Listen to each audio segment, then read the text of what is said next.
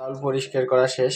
এখন আমি এখানে দেব পেঁয়াজ, মরিচ আর রসুন দিয়ে দিলাম। এখন আমি দেবো হলুদের গুঁড়া, আপনারা পরিমাণ মতো দিবেন যেহেতু একটু খান। আমি 1 চামচ দিলাম, 1.5 চামচ। পরে দেব হালকা একটু মরিচের গুঁড়া যেন কালারটা ভালো আসে।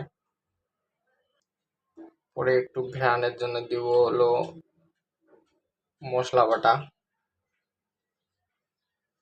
হালকা একটু দিলাম।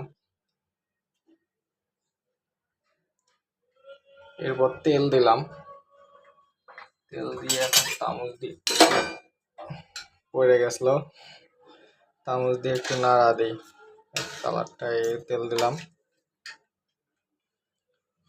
পরে লবণ দিতে ভুলে গেছিলাম, লবণ দিলাম। এখন একটু নাড়া দিই, সবগুলো মিক্স করি একবারে। নেটকা খিচুড়ি রাঁধবো, তাহলে একটু এলাচ দিলাম, আবার জিরে দিলাম, পরে একটু সাদা এলাচ দিলাম, ডালচিনি দিলাম, দিয়ে একটু নাড়া দিতেছি। আমার খিচুড়ি রান্না শেষ, দেখেন কি সুন্দর হয়েছে, স্বাদও সেই সুন্দর হয়েছে।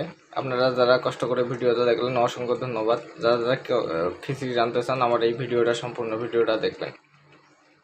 ধন্যবাদ।